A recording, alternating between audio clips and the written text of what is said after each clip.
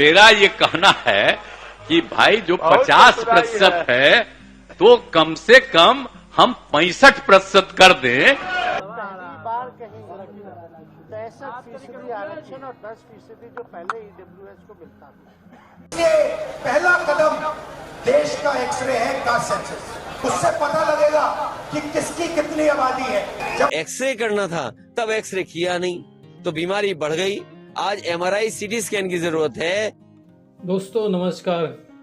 तो आज का जो है हमारा मुद्दा रहेगा वो रहेगा कास्ट सेंसस को लेके। पिछले महीने जो है 2 अक्टूबर के टाइम पे बिहार सरकार ने कास्ट सर्वे का जो है एक डाटा रिलीज किया। उसके तहत ये पता चला कि बिहार की जो कुल आबादी है वो 13 करोड़ के जो है आसपास में है। लेकिन आगे बढ़ने से पहले हम ये जानेंगे कि अपने इंडिया के अंदर में कब कब कास्ट सेंसस हुई और कितने एवर्स पर हुई। तो ये जो डाटा है अब आपके सामने है।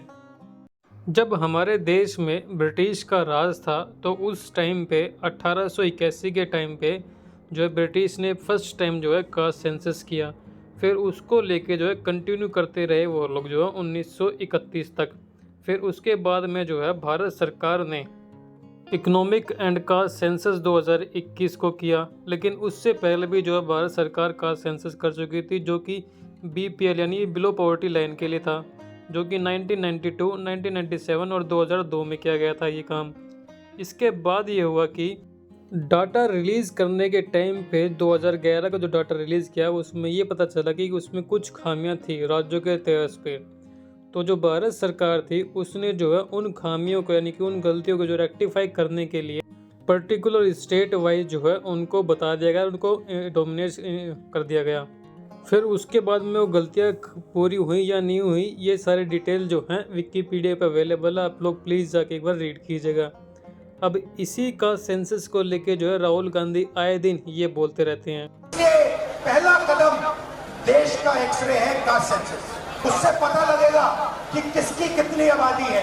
जब मैं कास्ट सेंसस की बात उठाता हूं तो ना आपके चीफ मिनिस्टर कुछ कहते हैं ना नरेंद्र मोदी जी कुछ कहते हैं। अब इसी को लेके हुए जो बिहार सरकार क्या करती है 2 तारीख यानी कि 2 अक्टूबर को जो है एक डाटा रिलीज करती है और उस डाटा में ये पता चलता है कि बिहार में जो कुल आबादी जो है वो 13 करोड़ की है और 13 करोड़ में से कितने ओबीसी है, कितने एसटी हैं, कितने एससी है और कितने ईबीसी है वो आपकी स्क्रीन पे कुछ इस प्रकार से हैं। सर्वे में बताया गया कि अनरिजर्व्ड जो है 15.5% है, शेड्यूल ट्रिब्यूनल जो है 1.7% है, शेड्यूल कास्ट 19.7% है और एक्सट्रीमली बैकग्राउंड जो क्लास है वो 36% है और उसके बाद में जो बैकवर्ड क्लासेस आती हैं वो 27% है। यहाँ पर मैं आपको ये बता दूँ ये बिहार की जनगणना के लिए है। अब अगर हम कुल आबादी की बात करें कि बिहार में कितनी किसकी आबादी है तो वो मैंने जैसे कि बताया कि बिहार की कुल जनसंख्या जो 13 करोड़ के आसपास में, जिसमें से ओबीसी 27% है, जिसमें ये माना गया है कि 3.5 करोड़ जो हैं ओबीसी हैं और जो एक्सट्रीमली बैकवर्ड क्लास यानी ईबीसी जो हैं वो 4.5 करोड़ के आसपास में है। और इस डाटा में ये भी बताया गया कि 2.6 करोड़ यानी कि 2.5 करोड़ के आसपास में शेड्यूल कास्ट है और 22 लाख के आसपास में जो है शेड्यूल यानी कि एसटी ट्रिब्यूनल्स जो यानी कि जिसको हम एसटी कहते हैं वो है इसमें।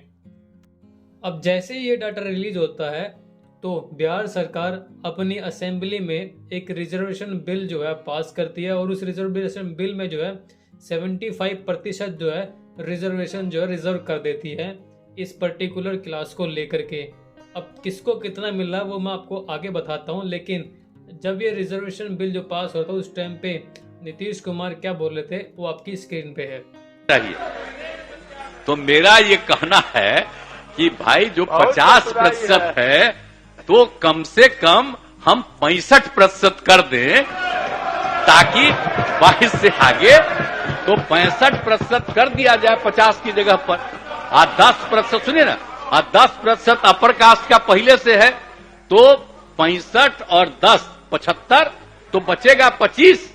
तो पहले 40 सबको फ्री था, अब 25 फ्री हो जाएगा। लेकिन बाकी का पिछड़ा और अति पिछड़ा की संख्या को भी कम से कम अब कुल मिलाकर के और SC ST को जो 50 है उसकी जगह पर हम लोग 65 कम से कम कर दें, यह आप लोगों से परामर्श है। चलिए आप भी। अब जैसा कि आप अपनी स्क्रीन पे देख भी रहे हैं, नीतीश कुमार अपने भाषण में ये कहते हैं कि जो एजुकेशनल इंस्टीट्यूशंस हैं और जो सरकारी नौकरियां हैं उसमें जो है जो EBC और OBC का जो कोटा था वो 50% बढ़ाकर उसको 65% कर दिया गया है और ओवरऑल जो कोटा है उसको 75% कर दिया गया है। अब किसके किसके हिस्से में कितनी भागीदारी आई वो आपकी स्क्रीन पे कुछ इस प्रकार से है।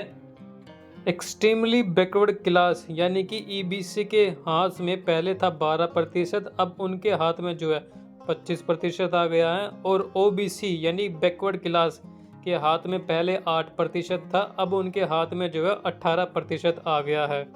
उसी प्रकार से शेड्यूल कास्ट का जो कोटा था वो पहले 14% था, अब उसको बढ़ा के 20% कर दिया गया है और उसी तरह ST कास्ट का जो पहले 2% था अब उसको बढ़ा के 10% कर दिया गया है। ऐसा ये बिल पास हुआ असेंबली में। अब जैसे कि हम आए दिन देखते रहते हैं राहुल गांधी की स्पीचेस को लेकर और दूसरे भी राजनेता की स्पीच को लेकर के वो लोग भी जो आजकल का सेंसस को लेके जो है काफ़ी उत्सुक नजर आते हैं और इसी को लेके जो है अखिलेश यादव जो है राहुल गांधी के ऊपर में निशाना साधते हुए कुछ इस प्रकार से जो अपनी बातें बोलते हैं। कांग्रेस वो पार्टी है जिसने आजादी के बाद जाति गणना नहीं कराई। समय एक्सरे होना था वो एक्सरे का समय था, आज CT स्कैन है, MRI मशीन है, बीमारी और बड़ी हो गई है। जो लड़ाई लड़नी चाहिए थी उस समय, अगर उस समय ही समाधान हो गया होता तो शायद समाज में इतनी बड़ी खाई नहीं होती कि 5% में 5% लोगों पर 60% वेल्थ भारत की उनके हाथ में चली गई। कोई कल्पना कर सकता है कि भारत इतना बड़ा देश, 140 करोड़ आबादी का देश, और 5% लोगों पर पूरी की पूरी धन दौलत हो देश की? तो ये किसने किया? ये पुरानी सरकारें जो थी उनकी गलत नीतियों के कारण थी। जब एक्सरे करना था तब एक्सरे किया नहीं तो बीमारी बढ़ गई। आज MRI CT स्कैन की जरूरत है। मुझे उम्मीद है कि जब कभी भी समाजवादियों को मौका मिलेगा सबसे पहले जाति गणना कराई जाएगी। कांग्रेस वो पार्टी है जिसने आजादी के बाद जाति गणना नहीं कराई। लोकसभा में नेताजी शरद यादव जी, लालू प्रसाद यादव जी, तमाम दक्षिण भारत के दल जब मांग कर रहे थे जाति गणना की तो कांग्रेस पार्टी ने जाति गणना नहीं कराई। आज क्यों जाति गणना कराना चाहते हैं? क्योंकि वो जानते हैं कि उनका ट्रेडिशनल वोट उनके पास नहीं है। वो पिछड़े दलित और आदिवासियों की तरफ देख रहे हैं। पिछड़े दलित आदिवासी भी जानते हैं कि आजादी के बाद धोखा उन्होंने दिया, इसलिए इस बार उनकी कहीं बात बनने वाली नहीं। इंडिया गठबंधन कैसे चलेगा ऐसे में? इंडिया गठबंधन आगे देखा जाए। जब बिहार में ये रिजर्वेशन बिल पास कर दिया गया था उसके बाद में जो RJD के नेता यानी कि लालू प्रसाद यादव के बेटे भी जो अब सामने आए और उन्होंने भी अपनी जो है प्रतिक्रिया कुछ इस प्रकार से दी। जो आज देश के इतिहास में पहली बार कहीं 63% आरक्षण और 10% जो पहले EWS को मिलता था, यानी 75%। जो तो विधेयक जो आए थे, चाहे बहाली को लेकर के हो या शैक्षणिक संस्थानों में आरक्षण जो है, आज सब लोगों ने मिल करके जो है पारित करने का काम किया। ये तो बड़ा ऐतिहासिक काम था। और आरक्षण की सीमा तो अभी माननीय मुख्यमंत्री जी, बिहार सरकार, हम लोगों ने मिल करके जो है चाहे दलित समाज के हो बढ़ाया है, आदिवासी समाज का बढ़ाया है, पिछड़ा अति पिछड़ा का बढ़ाया गया है। तो ये तो काम किया गया, ऐतिहासिक काम किया गया। तो ये बीजेपी नहीं चाहती है कि किसी भी प्रकार से ये खबरें जो है जन जन तक पहुंचे। तो फिलहाल राजनेताओं के बीच में जो है ये मतभेद जो है चलता रहेगा का सेंसस को लेके, लेकिन बिहार के लिए अच्छी खबर, बिहार के लोगों के लिए अच्छी खबर। तो मेरी तरफ से बधाइयाँ। Bye bye, see you, tata, bye bye.